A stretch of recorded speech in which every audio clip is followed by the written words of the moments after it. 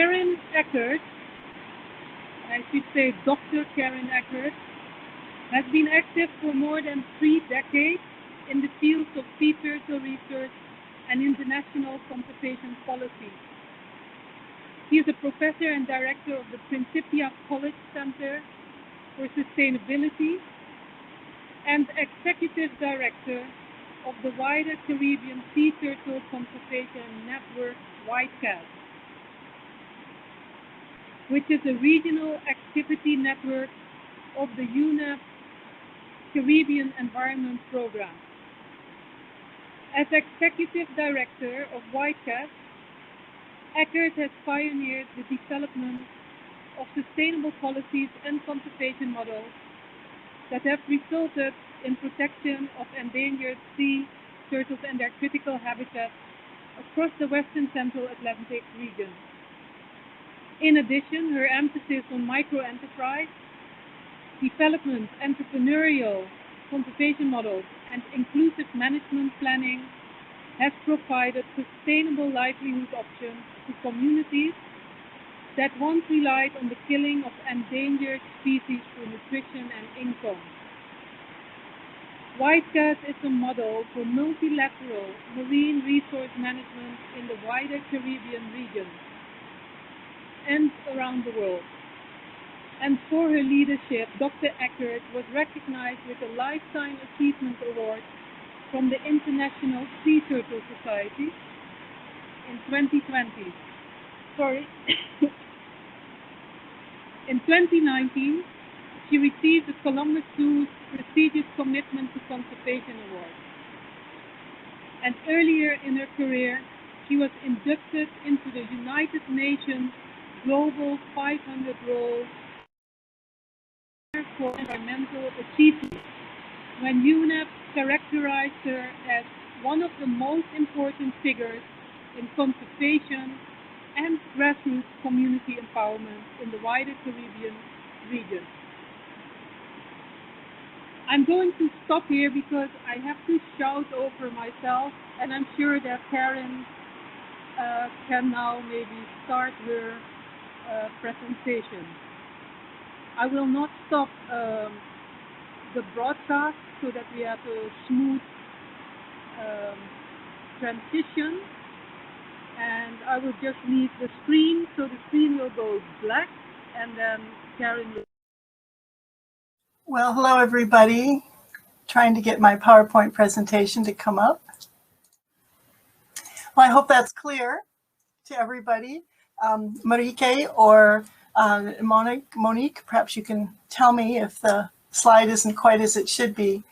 But I just want to give everybody a very warm welcome and thank you so much to the Green Heritage Fund in Suriname and the World Wildlife Fund office in Suriname for giving me the invitation to be with you this afternoon. And thanks to Monique as well for recognizing the sponsors, all of you that have worked so hard to put this together. And in the pouring rain, right? Really a privilege to be able to share with you.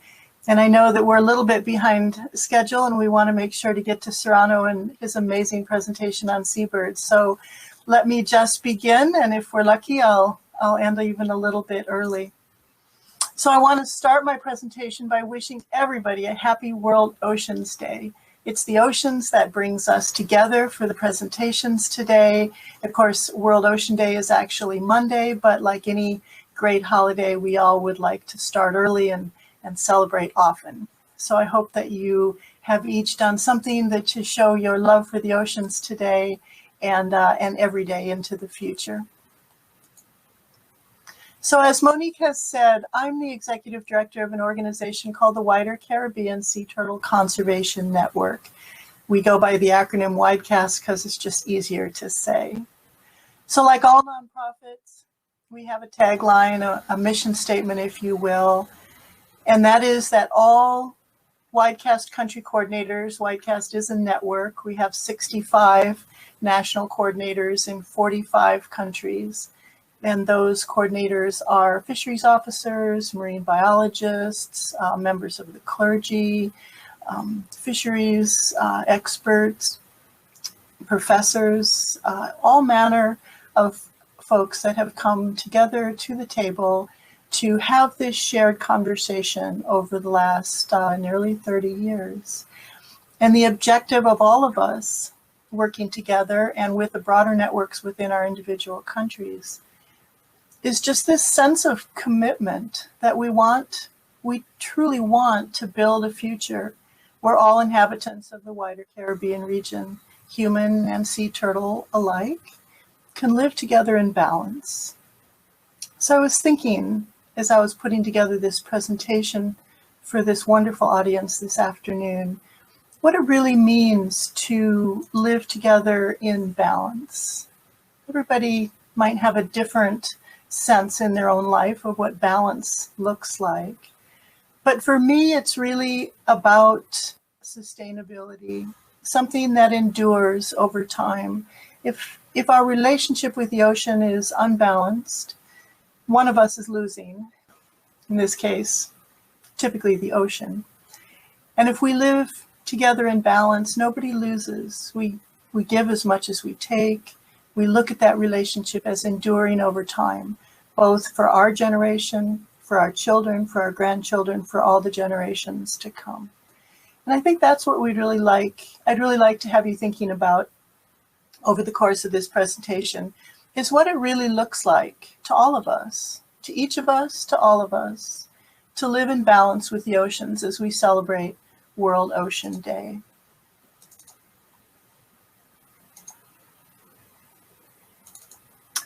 And I have lost my screen, so give me just 1 second.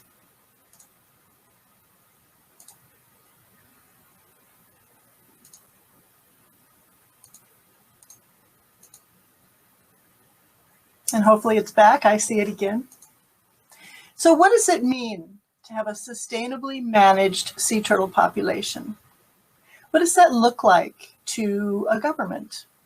What does it look like to a fisherman, to a coastal community, to a child? What does it look like to a hotelier or a dive operator or a tourist? What does it look like to a coral reef? What does a sustainable, healthy, thriving sea turtle population or larger ocean environment look like to a seagrass bed or to a sandy beach? Each of these entities, we call them stakeholders because they have ecological or economic interest in healthy sea turtle populations. Each of these entities relies on sea turtles in measurable ways. And so we look to living in balance so that we can create a sustainable relationship, no matter who we are, humans or seagrass or other turtles. What does it look for all of us to have a sustainable relationship with the oceans? And I think one of the places to start is to recognize that the reason this question is so important and the reason answering it is so important is that we're doing a really lousy job of our relationship to life in general and to the oceans as well. World Wildlife Fund puts out a Living Planet report every other year that includes a living index, a global living planet index, they call it. And over the last 40 years, which is not a very long time, on average, throughout every monitored population, plant and animal alike, around the world, there's been an average decline of about 60%. That's globally in just 40 years. To the point where when we look at the IUCN Red List and the International Union for the Conservation of Nature, IUCN, it's based in Gland, Switzerland, it is the entity to which we entrust the data associated with population monitoring. And they rank and characterize species and help global policymakers and conservationists and others kind of make their decisions on what's most important, what's most critically endangered. And as we look at these data and the decline of biodiversity around the world, decade after decade after decade, the IUCN tells us that about somewhere between a third and a quarter of all assessed species are actually threatened with extinction. This is the sixth major extinction that the Earth has endured, but it is the first that has been propagated by one species against all the others. We're not talking about a meteoroid crash or volcanoes or an ice age. We're talking about one form of life systematically exterminating all other forms of life. And we need to take ownership of that. We need a better balance. We need a more sustainable relationship. The most current issue of National Geographic here in the United States, it's a very popular magazine. It's online as well. If you've never looked at it, it's a quite extraordinary publication, very old publication. And the recent issue has a bunch of insects and bugs on the cover, and it says, "You'll miss them when they're gone." And it quotes a very famous biologist, E.O. Wilson at Harvard, saying that if humans were to suddenly disappear, the Earth would simply regenerate back to a rich state of equilibrium that existed 10,000 years ago, basically just after the last ice age. But if insects were to vanish, the environment would collapse into chaos. And so I think it's even more critical than we might think on a daily basis to really look deeply on how important non-human life is to the planet. And it's not just a question of insects declining or fisheries declining or fresh water declining. It's not just a question of specific entities or species. It's a question of the ecosystem services that surround them. We don't create our own oxygen, for example. We wouldn't live very long without plants. Everything in the world, including humans, is connected to everything else. And so as we look at these declining curves, we think about the other things that we're missing as well. Nutrient cycling and photosynthesis, what gives us oxygen, what provides food and raw materials for us, pollination, purification of soil and water, the regulation of the climate. All of these things are interconnected with declining populations of animals and plants. And as we look around the world with leatherback sea turtles, for example, which is an iconic species here in Suriname, we see these declining curves over and over and over, including here in South America. And we think to ourselves, what are we losing? Not only just some of the coolest animals on the planet, biggest reptiles, deepest divers. I mean, just these are really extraordinary critters. But we're also losing the services that they provide to the environment and the services that they provide to us. So again, what does a sustainable sea turtle population look like to a community? Maybe it's income based on an ecotourism business. You know, how do you put a value on that when sea turtles decline and all the things that were connected to those small businesses? From an ecological standpoint, sea turtles bring nutrients to a beach. All those millions of eggs that are brought out of the sea and buried on the land in a quite sterile environment, right? A sandy beach, bring tons of nutrients and new life and feed all sorts of other things. The little hatchlings that don't make it feed all sorts of other things, add nutrients and life to a system. All of that declines when we lose something like a marine turtle.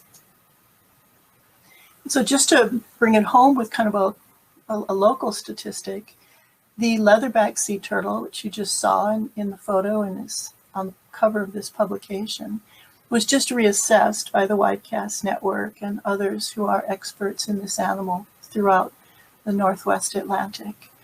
And we found that their populations over the last 30 years have declined more than 90%. In French Guiana, that number is 99%. That's just about on the edge of completely losing one of the most amazing animals on the face of the earth, and one of the oldest animals as well.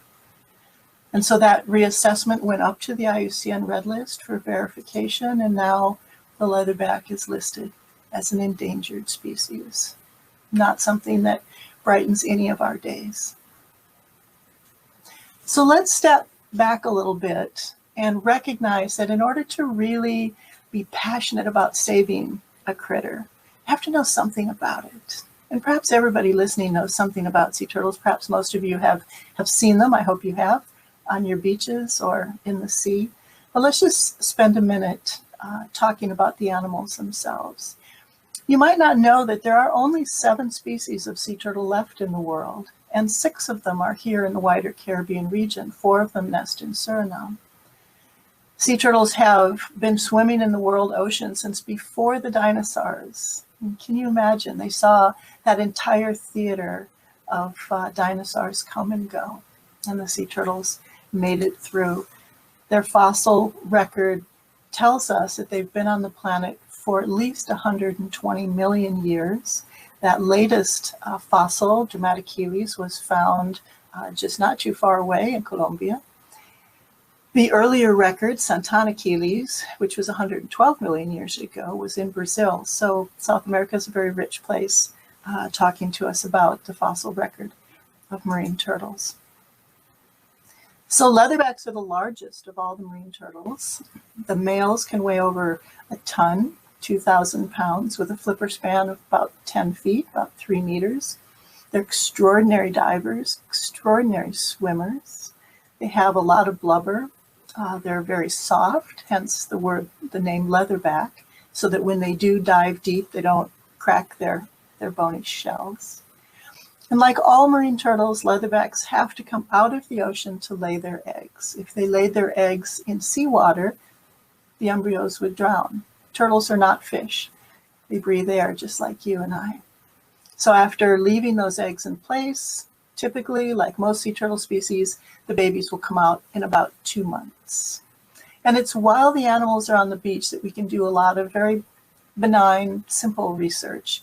How big is she?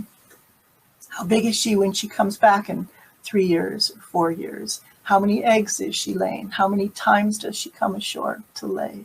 These are the sorts of things that we can measure over time that tell us whether we're successfully recovering a population, whether numbers are rising, animals are getting bigger, their clutch sizes are staying stable, their hatch success is increasing, whatever the metric might be. This is very simple research. And as long as you do it respectfully, it's quite easy to do when the animals come up onto the beach. Marine turtles usually have a very tropical nesting distribution. So we're quite fortunate here in the Guianas to have 4 species of the 6 that nest in the Western Atlantic, because we're in that magical warm climate that sea turtles love. And if you look closely, I don't know if you guys can see my cursor, but these black dots are all leatherback nesting beaches. And here, of course, we see the important beaches of the Guianas. The interesting thing, one of many interesting things about leatherback sea turtles is that once they leave their nesting beach, they scatter to the far corners of the ocean. And so you can see this little cluster of satellite tracks that goes north. It may look like it's originating in the Guianas, but this is actually Trinidad off the coast of Venezuela. Go north up into Canadian waters and the Flemish Cap, swimming along the northwest coast of Africa and through all the fishing of Mauritania and the upwellings and the richness that brings not only sea turtles to feed on plankton, but also commercial fisheries. It's amazing that any turtle makes it through this gauntlet here in Northwest Africa. But you also see, if you look on the other side of the Americas, that turtles nesting in Mexico are all going south to feed in Chile and Peru. And if you look a little bit further north, you'll see another tangle of spaghetti lines. Those are animals feeding off the coast of California, but they're nesting in Indonesia. So this is a very complicated species to manage. We have to have dozens of governments at the table in order to make this work. It's a big challenge. And just to bring that home a little bit, these are satellite tracks off the coast of French Guiana that were published a couple of years ago.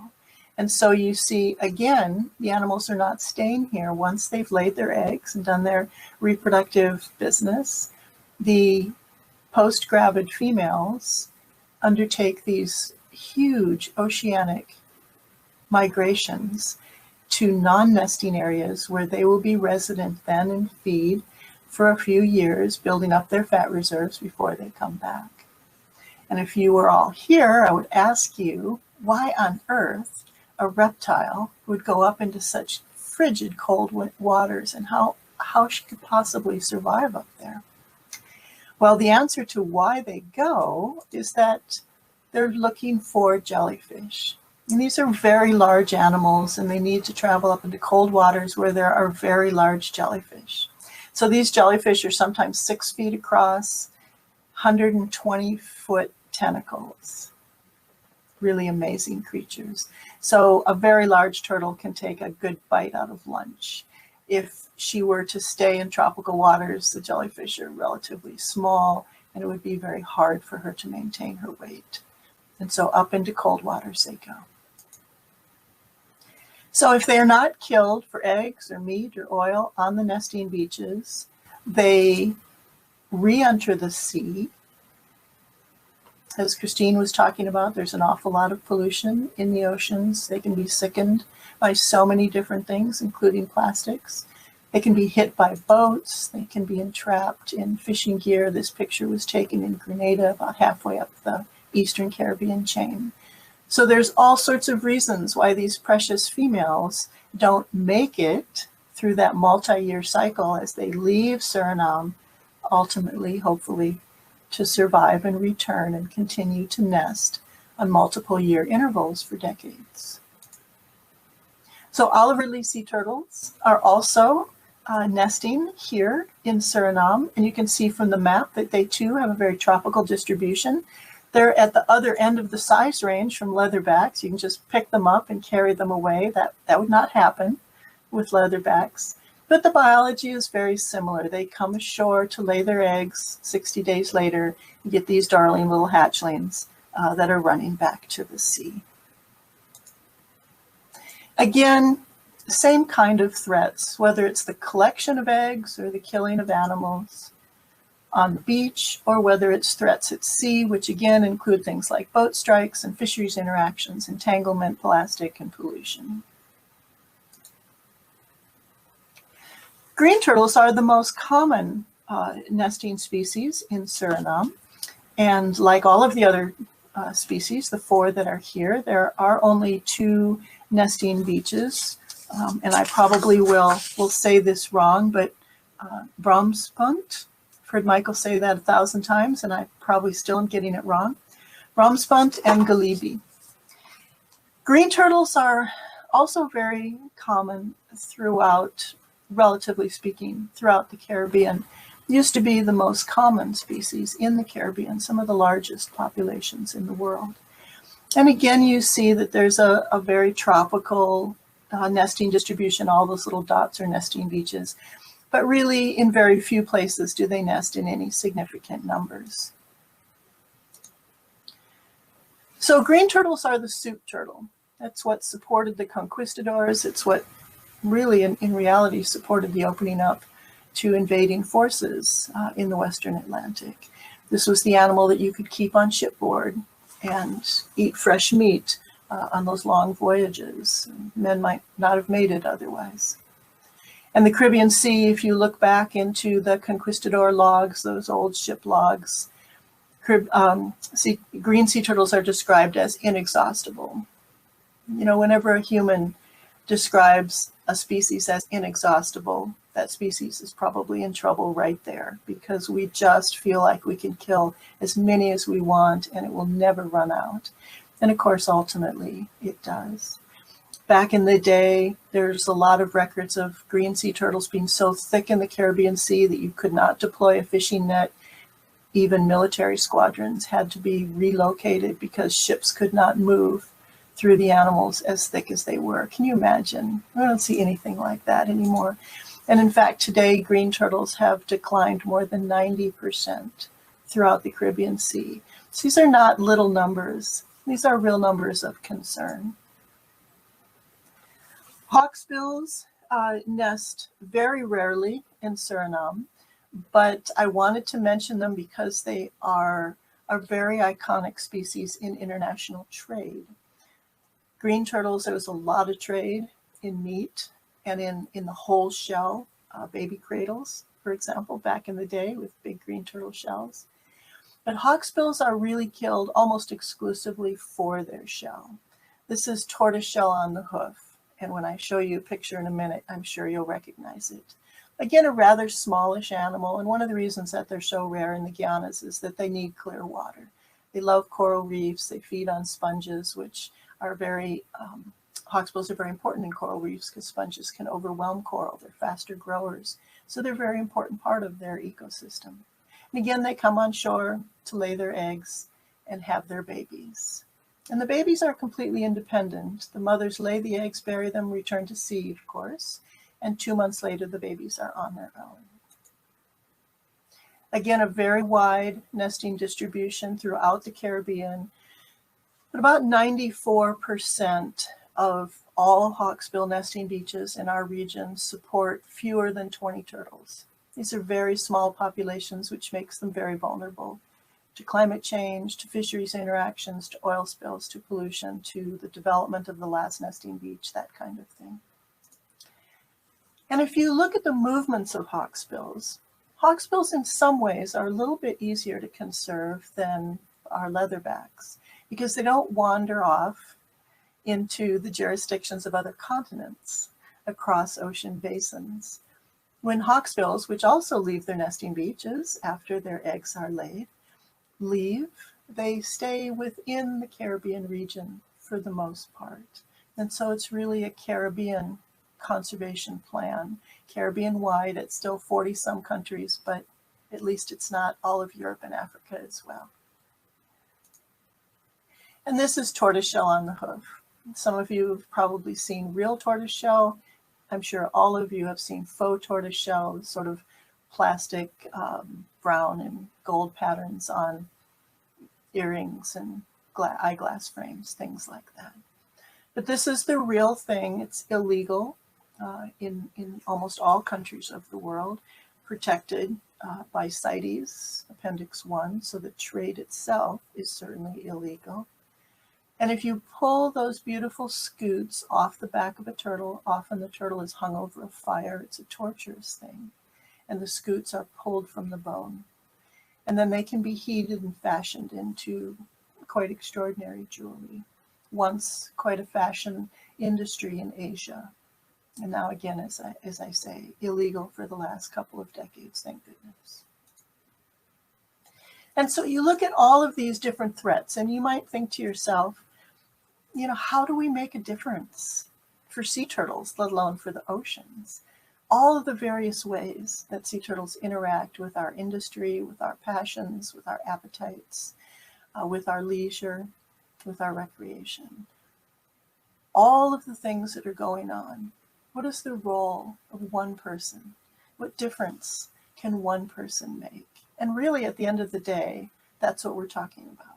We're talking about each one of you listening, making your own commitment, whatever that looks like, to sea turtles, to seabirds, to whales, to the broader ocean. And I think one of the things that's important to remember is that you're never working alone. So join up. Talk to the Green Heritage Fund, talk to World Wildlife Fund, talk to the amazing nonprofits that are working on behalf of the oceans in Suriname and globally as well. There are so many things that can be done, and I think one of the most important messages of this presentation is that every one of you has a role. So it's not just a question of loving the oceans. It's a question of putting your life skills to work. And you do not have to be a biologist or an ocean specialist. You can be a journalist or a policymaker, a teacher. If you're tech savvy, you can be a database manager. You can design websites and fundraising venues. You can be a campaigner, you can be an artist or a musician, a tour guide, a business owner, just a really caring parent, someone who's raising your children to believe that this is important, to understand that we have a connection to the oceans that it cannot be erased. It's innate within us, and we need to respond to that and take action. And every single one of us, regardless of your skill set, has a powerful role to play. And I would love for all the young people listening to go into biology. But you don't have to be a biologist to make a difference. Any skill you have can be put to use. Because at the end of the day, conservation is more about people than it is about turtles or whales or seabirds or plastic. You know, when I first started out, I wasn't a marine biologist. I'd been raised deep in the middle of an enormous country, the United States, up near the Canadian border. I'd never seen the ocean, had no idea sea turtles even existed. But I said yes one day, having graduated from college with a degree in biology, to a job offer with a man I respected, offered me a job, and I ended up working with sea turtles on the coast of Georgia in the United States, and ultimately found my way into the Caribbean many years ago. But I think one of the most important lessons to any young person that might be listening is just say yes. Take a leap, take an adventure, go volunteer on a beach, work on a campaign with World Wildlife Fund or a fundraising opportunity with the Heritage Fund. Just put yourself up there and fall in love with something.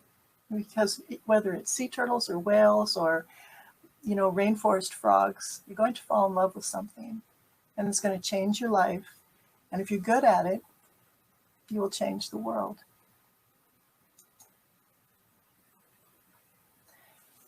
When I say that conservation is more about people than about animals, it's probably obvious once you say it out loud, since we're the ones making the mess. Sea turtles were really fine without us for hundreds of millions of years. Kind of embarrassing to think.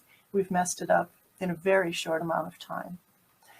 But one of the reasons that we intervene in negative ways is that we're hungry, or we need the money to send our children to school. You know, we don't typically go out and kill just to kill. There's a reason for it. And so one of the things that we really focus on is microenterprise development, new businesses, 21st century businesses that don't rely on killing things that are already endangered, that have given pretty much everything they have to give to us already. So if a community is in need, if it's hungry, if it needs money, there are so many other ways to make that work. And so one of the things we focus on is making crafts out of raw materials that are free. Plastic bags, bone, shell, wood, broken glass. You can make amazing jewelry out of glass. And so again, we're typically working with people. We're not typically working with marine turtles directly. So if you have a people skill, come on in. The oceans can use you. If you have data skills, or you just love being outside, or you in fact do have biological training, or you just walk your dog on the beach every morning, or you jog, keep your eyes open. Report what you see. Research and monitoring isn't just left up to biologists. There's a lot of citizen science out there that's important. As long as you know what you're doing, you're not scaring things away, not being disrespectful or intrusive. Count a crawl. When you see it, take a picture. Send it to World Wildlife Fund or the folks that are working on sea turtles in your area. We can't manage something if we don't know where it is. And so these simple maps of where things are nesting, where things are feeding, whether or not those numbers are rising or falling every year, they're incredibly important. They let us know that what we're doing is working or not. They let us know when leatherback sea turtles have declined 99%. You know, we didn't just make that number up. That is a hard-fought number with people out in the rain and the bugs, counting those animals day after day, year after year. A lot of that is done by volunteer help. A lot of it could be done by you. And if you have database skills, a lot of youth out there are pretty tech savvy. Join up with a biologist who may not be as savvy with GIS or mapping as you are, or statistics. Help somebody publish their work. Help them share it out in a way that perhaps they couldn't on their own. Everybody votes. Everybody can advocate. Everybody can protest. Everybody can make their voice heard. So whether or not you're a politician, you can emphasize sustainable policies in your community. With sea turtles, a lot of that has to do with fishing. Illegal fishing, using gear that ensnares sea turtles. We spend a lot of time making sure that policies are in place that regulate net size, mesh size, what kind of gear is appropriate in a sea turtle habitat. Tourism as well. We need to get to the point where there are setbacks. It's not okay to leave sailboats and beach chairs and things littered all over the beach so that sea turtles cannot come up and nest.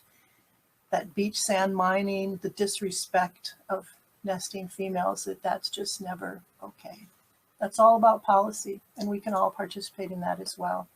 Lighting is a huge part, not really in the more remote nesting areas of Suriname, but in some places of the world, lighting, which disorients animals, sea turtles, sorry, not any animal, but disorients sea turtles and sometimes prevents them from going to the ocean and rather directs them back to land, is a problem all over the world, certainly all over the Caribbean. And so we do a lot of work training hotel managers. If you want that light, just lower it or use a different wavelength. We can satisfy your needs in a way that isn't distracting and even lethal to sea turtles. And public awareness, right? It's so important to get the message out, to scale up what's important to you. Make sure everybody knows about it. And this is not just biological skills, right? This is artistry and music and teaching. Signage in national airports, on nesting beaches, on the side of the road, murals on buildings, with permission, of course. Anybody can make something beautiful, and maybe that's your talent. Puppetry, art, music, I bet there's an awful lot of talent in the youth that are listening today that can be put to use in the protection of the oceans, in the inspiring of your community, and perhaps even in ways that can make you some money. Campaigning, get some famous person to sponsor a campaign. In the case of Miss Venezuela, that had obvious positive results in Venezuela. And the graphic that you see there on the right, that was done by a number of organizations, a small video in Nicaragua that ended up being on every airline coming in and out of Nicaragua for several years, talking about the inappropriateness of killing sea turtles and specifically for their jewelry and how illegal it was to remove that jewelry, to buy it and take it out of the country as a tourist.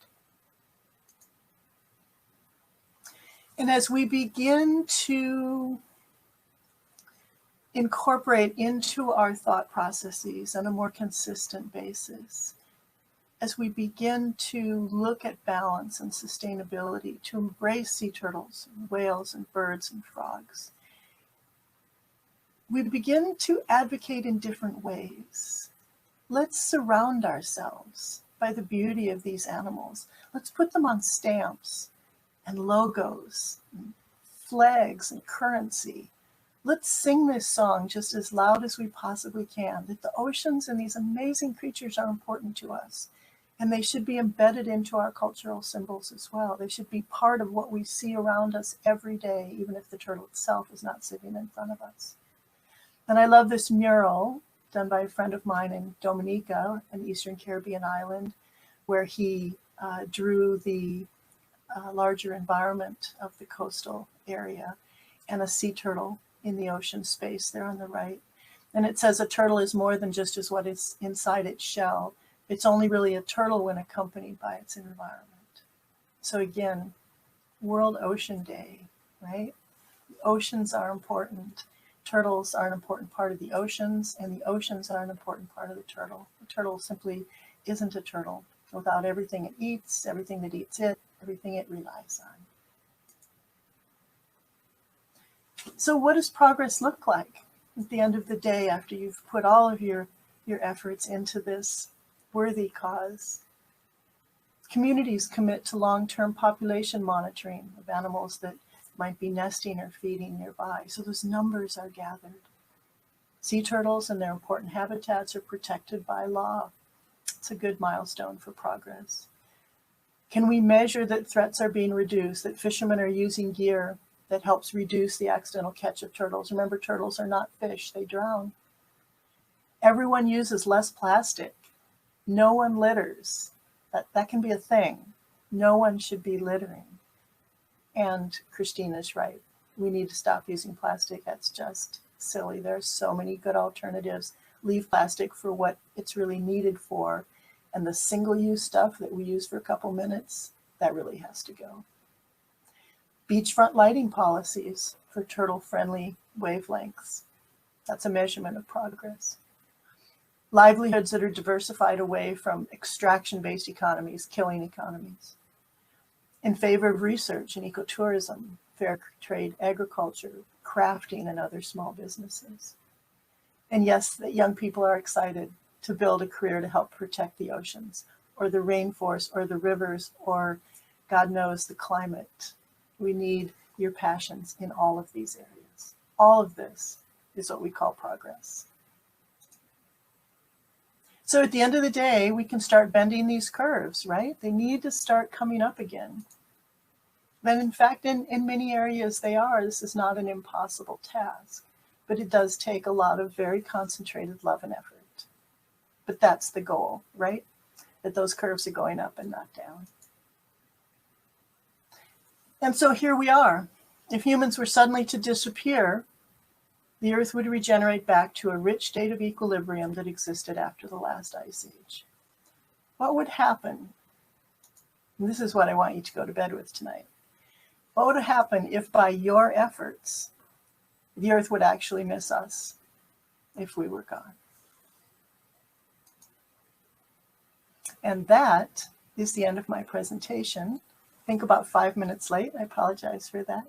If anybody has any questions, I think they go through the chat boxes, and I'm very happy to answer them.